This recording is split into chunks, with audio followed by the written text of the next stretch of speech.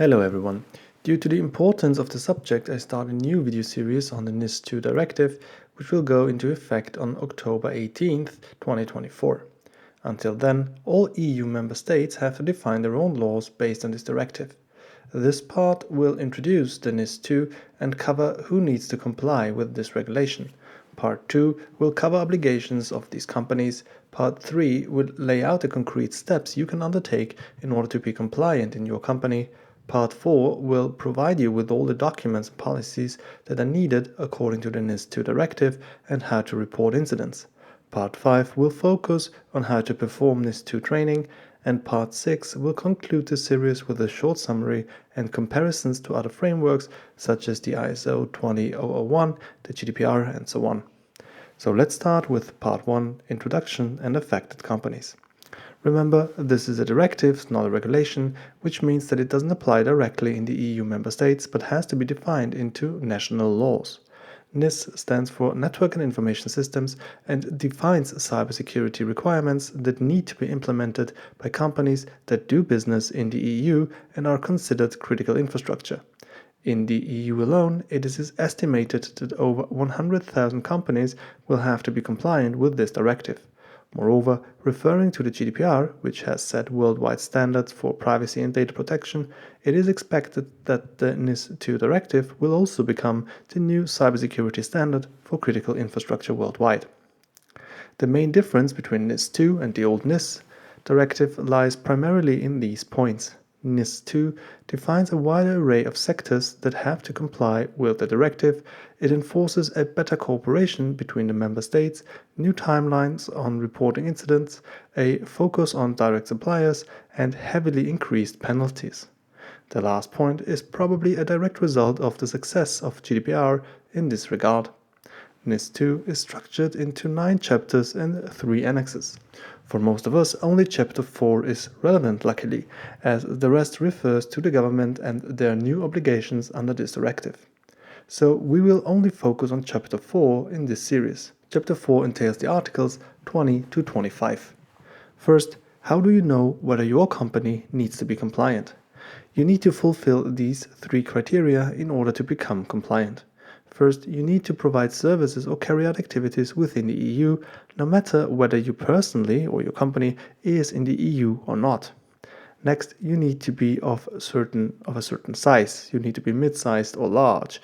What this means will become clear a little bit later in the video. Lastly, you need to operate in a certain industry. NIS2 specifies 18 sectors, which I will also list in this video. However, of course, there are some exceptions which I will also tell you about. First, let's look at what constitutes a small, mid-size or large organization. A small organization has fewer than 50 employees and less than 10 million euros in annual revenue. A mid-sized organization has 50 to 250 employees and 10 to 50 million euros in annual revenue, and a large organization has more than 250 employees and more than 50 million in annual revenue. The NIS defines essential and important entities that primarily have to comply with the NIS2 directive. Essential entities are large enterprises according to the previous definition and are in one of the 11 critical sectors, which I will list in a bit, or in one of the following: trust service providers, such as certificate authorities, DNS service providers, so DNS servers, public electronic communication networks, public administration entities, or critical entities defined by the EU or the respective member state. Important entities are usually those where all this applies, but which are mid-sized companies. So the main difference between essential and important are stricter supervisory and enforcement measures for essential companies and the associated fines due to non-compliance. So essential companies pay 10 million euros or 2% of the annual turnover, whichever is higher, and important companies pay 7 million or 1.4%. Small-sized companies are generally not obliged to comply, but there are exceptions, as I previously hinted at, and member states can put it into the local laws that they have to comply, so that small-sized companies have to comply under certain conditions. I will list these conditions a little bit later in the video. So all these things, all these categories seem pretty vague, and it depends on each member state who they want to comply with the law. However, there are certain sectors in which they have no choice, and those are energy, with the subsectors electricity, district heating and cooling, oil, gas and hydrogen. Transport, with the subsectors air, rail, water and road. Banking, general. Financial market infrastructure. Health, drinking water, wastewater, digital infrastructure, ICT, so information and communication technology, management, business to business, public administration, which is a big difference to the GDPR, which does not apply to public agencies, and space. Other critical sectors are also defined: postal and courier services, waste management, manufacture, production and distribution of chemicals, production, processing and distribution of food, manufacturing with the subsectors medical devices and in vitro diagnostic, computer, electronic and optical products, electrical equipment, machinery, motor vehicles and other transport equipment, digital providers, and finally research. As previously mentioned, small companies have also to be compliant if they are the sole provider of an essential service.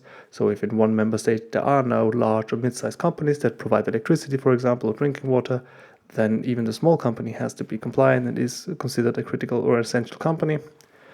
The disruption of said company causes a significant distress on the safety, security, or health of the public. The disruption of these companies causes systemic risk with cross-border impact, so cross-border within the EU. The company is of specific importance, which is also pretty vague.